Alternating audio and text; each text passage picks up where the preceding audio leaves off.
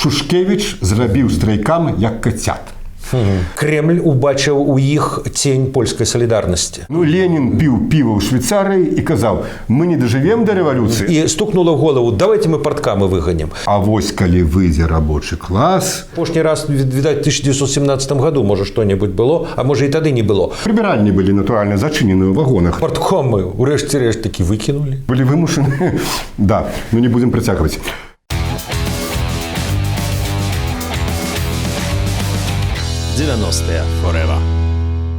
Не паспела высохнуць фарба на бюлетенях на рэферэндуме, на якіх 82% беларусаў сказалі Савецкаму Саюзу «так». Это было 17 сакавіка 91 года. Як праз 2 тыдні фактычна рабочыя сказалі 100 000 чалавек, і нават больш фактычна сказалі гэтаму Саюзу «не». Паднялі цэны. Другого красавіка саюзны ўрад падняў цэны па некаторых параметрах нават на 2 разы, і больш як 100 000 чалавек, рабочыя вядучых прадпрыемстваў Менску, выйшлі на плошчу і вылучылі эканамічныя патрабаванні.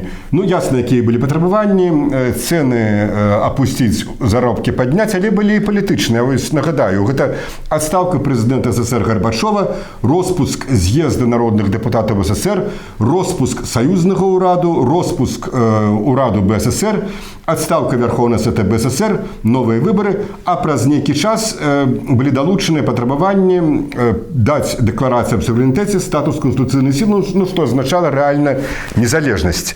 Юра, вось у той момант, калі гэта было, я быў дэпутатам апазіцыі БНФ в Верховным Савеце, ну, мы заклікалі, так сказаць, рабочых да актыўнасці, заклікалі людзей выходзіць на плошчы. Я хаця быў у Віцебску у тыя дні, але вот мае калегі, там, Валентин Голубеў, скажем, напрыклад, ці іншыя, Лявонці Зданевіч, Галіна Семдзянова, якія былі ў Менску, такога проста не чакалі. Вот мы не чакалі, што столькі чалавек выйдзе на плошчу.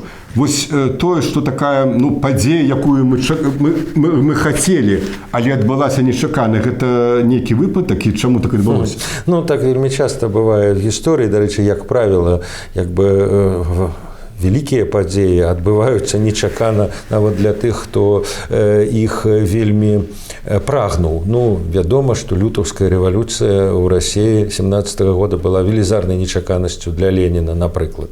Вось. Але я хочу сказаць, што вот на мой погляд... Ну, Ленін піў піва ў Швейцарыі і казаў, мы не дажывем да рэвалюцыі, а вось нашыя так он нават в этот дзень напісаў, што вот нібыта штосьці пачынаецца у Петербургу, калі немцы не хлусяць, калі не хлусяць нямецкія. Ну, Владимир Ильич любіў піва, Ленін, і мог яго перапіць. Ну, я в тым сэнсе, што як бы ніякай падрыхтоўкі праз там бальшавіцкія нейкія групы, ячейкі, і яе не было. Вось. Але я хочу сказаць, што вот красавіцкія страйкі 91-го ў Беларусі, гэта быў адзін з нешматлікіх выпадкаў, калі не нехта на Беларусь уплываў, а калі Беларусь уплывала. Бо тады была вельмі папулярная формула, якая пайшла з лёгкай рукі Алеся Адамовича, Беларусь Вандея перабудовы. Ну і сапраўды Беларусь, як правіла, была аб'ектам. Беларусь глядзела, а вот в Літве паўстаюць народныя фронты, вот і нам бы, вось у Расіі Ельцин як бы лідар, а вот і нам бы, ва Ўкраіне рух, а вот і нам бы, але мы былі як бы... Рух узнік пазней, чым БНФ. Але, ну, я бы сказаў, тыя мітынгі, якія збіраў рух, як бы яны былі прыкладам. Вось. Але два выпадкі. Першае, это курапаты, якія зрабілі вельмі моцны ўплыў на весь Савецкі Саюз. І другое, гэта красавіцкія страйкі. Гэта была падзея, менскія страйкі, калі Кремль убачыў у іх цень польскай салідарнасці. Не пратэст інтэлігентаў, а пратэст як бы апоры пралетарскай, так бы мовіць, дзяржавы, калі пралетарыят паўстае супраць этой дзяржавы.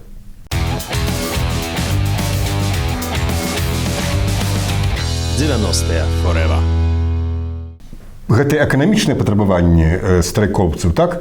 Хаця ішлі вельмі такія доўгія напружаныя перамовы з кіраўніцтвам Верховнага Савета, з Саветам міністраў, у лідараў страйкавага руху Сергея Антончыка, Геннадзія Быкова, Георгія Мухіна, у іншых эканамічныя патрабаванні былі даволі хутка задаволеныя. Цэны апусцілі, заробкі крыху там узнялі, але вось палітычныя патрабаванні не былі задаволеныя ніякія, ні дэпартызацыя, ні роспуск Верховнага Савета, ні дэкларацыя аб суверэнітэце не набыла статус канстытуцыйнай сілы. На нейкі час, скажам, рабочыя страйкамцы атрымалі некалькі хвілінаў эфіру, але і потым гэты, так сказаць, эфір у іх адабралі. І, між іншым, вот я тут такую ситуацию пригадываю, недзе, это, может быть, было числа 10-12 красавіка, мяне Сергей Антончык запросіў на перамовы да Шушкевіча. Шушкевіч быў першым намеснікам старшыні Верховнага Савета, Дементей тады захварэў, может быть, дыпламатычна захварэў Дементей, на самой справе быў, неважна, здаровы ці не. І вось мы селі за гэты стол у кабінеце Шушкевіча, і я бачу, што ў нейкі момант Шушкевіч пачынае страйкамаўцаў абыгрываць. Там гаворка ішла пра фармат эфіру. І я просто пачаў гаварыць, які павінен быць эфір, якія павінны былі быць умовы. Галоўна было ў тым, каб страйкам сам вызначаў, каго ён прывядзе на эфір.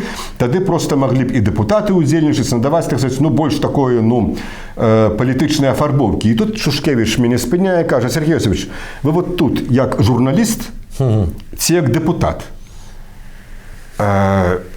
Бо калі вы журналіст, тады сидзіце і записываеце, не ваша справа ўдзельнічаць. А калі дэпутат, тады дзе вашыя паўнамоцтвы? Вы маеце паўнамоцтва страйкаму? Сергей Антончык пачаў нешта тлумачыць, але астатнія страйкамаўцы змаўчалі. Ім даставляла пэўную асалоду пабачыць, што гэты Наумчык там, як і Пазняк і Голубев мелькалі па тэлебачанні, а зараз мы галоўныя. І мне нічога не заставалася рабіць, як сапраўды замаўчаць. Праз 2 дні атабралі ў рабочых, і гэтай хвіліны эфіру нічога не далі, то бок Шушкевіч зрабіў страйкам як кацят. Але я хочу запытацца, скажы, тое, што не выкананыя не былі ніякія, так сказаць, палітычныя умовы, а потым і эканамічныя таксама вярнуліся да таго, што было нават яшчэ горш стала, гэта перамога ці параза? Сергей, я думаю, в перспективе зразумела перамога, потому что рэхам гэтага страйку было многае, у тым ліку і тое, што парткомы ўрэшце рэшт такі выкінулі. Дэкларацыя была прынятая, таму што я яшчэ раз кажу, гэтая падзея, гэтыя страйкі, яны былі элементам вялікай карціны, вялікага зруху, які адбываўся на абшары ад, умоўна кажучы, Берасця да Владзівастока. І беларускія страйкі в этом сваю ролю адыгралі. І гэта показала і Крамлю, і беларускай уладзе. Тым больш, што ведаеш, той сітуацыі, пры пабудове краіны, дзяржавы, якая была, патрабаванне палітычнае кіраўніцтва БССР просто не магло выканаць, таму што это былі не іх пытанні, нават калі яны б этого і хацелі. Яны, безумоўна, гэтага не хацелі, у іх была сіла, у тым ліку і інтэлектуальная, пра што гаворыць твой расповед пра гутарку з Шушкевічам. Але я кажу, што наступствы гэтых страйкаў, незалежна ад таго, нават калі яны не прывялі адразу да выніку, яны прывялі да выніку пазней. І па некаторых параметрах, нават па ўсіх палітычных, літаральна праз 4 месяцы, калі ў жніўні 91 года была і спыненая дзейнасць кампартыі, і была абвешчаная незалежнасць, натуральна, і парткамаў не было на прадпрыемствах, бо не было самой камуністычнай партыі. І в этом, я бы сказаў, свой, так сказаць, унёсак быў красавіцкага страйку. Безумоўна.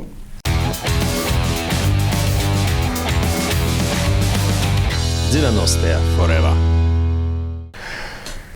Я выбегла з вагона папісаць, і бачу тут аўтамат і пазваніла табе. Вось такая неверагодная абсалютна размова магла адбыцца у Воршы, 25 красавіка 91 года, калі рабочыя селі на рэйкі і калі жонкі дыпламатаў, бізнесоўцаў, якія ехалі ў цягніку Москва-Парыж, вымушаныя былі 10 гадзінаў стаяць каля воршы і чакаць, калі ж рабочыя сойдуць з рэек, бо прыбіральні былі натуральна зачынены ў вагонах. Но вот гэтыя глямурныя дамы маскоўскія, так сказать, былі вымушаны. Да, ну не будзем працягваць. Вот калі я говорю, рассказываю про тое, што рабочыя селі на рэйкі і ўлада не ведала, што рабіць, калі говорю, што 100 тысяч сабраліся на плошчы і іх не разганялі, і 3 тыдні фактычна ішоў вось гэты страйк, ну, моладзь проста не вераць, аж пакуль мне пакажаш вось гэтыя фотаздымкі. Юра, а вось прайшло ўжо 28 гадоў. Рознае было, так, у Беларусі, розная была эканамічная сітуацыя. Чаму вось гэты страйк у такім фармаце, ну, ці ва ўсякім разе у такім маштабе не паўтарыўся? Ну, потому что это довольно уникальная, конечно, была з'ява в абсолютно уникальных умовах и агульный контекст, а это все ж таки, ну, прямо скажем, это был революцийный контекст. Это было некалькі гадоў вельмі істотных палітычных грамадскіх зменаў, это был и з'езд СССРаўскі, гэта быў и палітыка галоснасці, и гэта ўсё адбывалася не проста таму, што вот в этот дзень там падвысілі цэны. Это было таму, што ўсё разам. Сітуацыя у іншую эпоху была іншай. Это была ўжо незалежная дзяржава. Ужо такіх імпульсаў, якія ішлі ад іншых рэгіёнаў ўсё ж такі адной краіны, яны ўжо не былі такімі моцнымі, таму што это былі ўсё ж такі іншыя як бы краіны. Акрамя таго, можна сказаць, што вось такой менавіта як бы рабочий пратэст, ну, што называецца, скажем так, простага люду, ён быў унікальны для ўсяго, як бы коммунистичного, посткоммунистичного обшару. Фактично это только солидарность, это только Польша. Бо в Угорщине, в Чехии, в Німеччині. Студенты, так. Вот этой пераваги як бы рабочих, пераваги простого люду не было. И адзінае ў Беларусі, што было падобнае, так, ну, нечым падобнае, гэта, зразумела, пратэсты зімы, вясны 17-го года. Антыдармаецкія пратэсты. Вот это было вельмі падобна. Это были такие же прыкладна твары, такие же люди. И яшчэ там была асаблівасць, конечно, ахоп. Калі это было не толькі ў Менску, але было в Рагачове, где апошні раз, відаць, в 1917 году, можа, што-небудзь было, а можа, і тады не было. Вот. Але вот это был, так сказать, выплюх менавіта народного пратэсту. Ну, гэта редко так бывае. Я кажу, это редко было і на усім, так сказать, абшары ад Одера, пачынаючы на ўсходняй Европе. Але вось 17 год, 2017 год, это антыдармаецкія пратэсты показали, на мой погляд, што такое бывае. І казаць, што такога ніколі ў Беларусі не будзе, это не факт. Юра, а вось ці не памыляюцца аналітыкі такія некаторыя, калі яны кажуць, што, ну, інтэлігенцыю, там моладзь, значыць, партыйных актывістаў, дэмакратычных, Лукашенко, ну, цяперашняя ўлада, будзем так казаць, можа смела ігнараваць, а вось калі выйдзе рабочы клас, вось тады, мне падаецца, што это ўжо абсалютна нерэальна. Ужо і няма таго рабочага класу. Многія заводы, скажам, я ведаю, Віцебску ўжо проста нават знеслі гэтыя карпусы завода імя Камінтэрна, точных станков, іншы. Ужо рабочага класа няма, ужо павінны нейкія іншыя сілы, напэўна, ну, дыктаваць павестку. Ну, як бы... Я ізноў жа вяртаюся да антыдармаецкіх пратэстаў. Тое, што, скажем так, просты люд, ён в Беларусі ёсць, ён нікуды не знік. Это, магчыма, не рабочие, магчыма, это какие-то дзяржаўныя службоўцы, гэта пенсіянеры. В этом сэнсе, да, зараз грамадства стало больш разнастайным, вось, бо тады, ну, ўсё ж таки была сацыялістычная, камуністычная сістэма, зараз гэта змянілася, але, як бы, просты люд застаўся, і бедныя людзі засталіся. І я думаю, што як бы іх пратэст, народны пратэст таксама магчымы. Іншая справа, ты сам распавядаў, мы с тобой это абмяркоўвалі, што ўсё ж таки вот гэтыя патрабаванні, там і вывод парткамаў, і адстаўка Гарбачова і гэтак далей, ну, гэта, калі хочаш па, так бы мовіць, ленінскай мадэлі было. То есть гэта ўсё ж таки інтэлігенцыя, это палітычныя сілы, что называется, привнесли в народный протест, а не то, что вот люди на своих заводах собрались, убачили цены и стукнуло в голову, давайте мы парткамы выгоним. Зразумела, и, до речи, в 2017 годзе таксама гэты элемент таксама быў, тому что при ўсёй як бы народнасці пратэсту ўсё ж таки лідарамі якраз былі традыцыйныя палітычныя структуры. Ну так, Юра, вось я ў кнізе 91 цытую такога аналітыка аднаго, ён піша, якую ролю ў красавіцкіх падзеях адыграў БНФ немалую.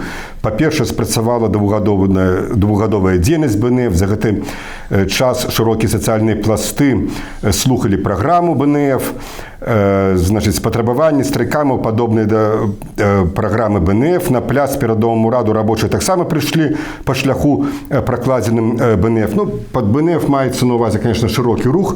Аўтар гэтага аналізу Юра Дракахруст, 91 год, я бачу, што ты за 28 гадоў сваю пазіцыю не змяніў. Сапраўды гэта было так. Мы не можам з табой прагназаваць, ці паўторыцца вось красавік 91 года, але тое, што он застаўся у генетычнай памяці беларускага народа, гэта несумненна.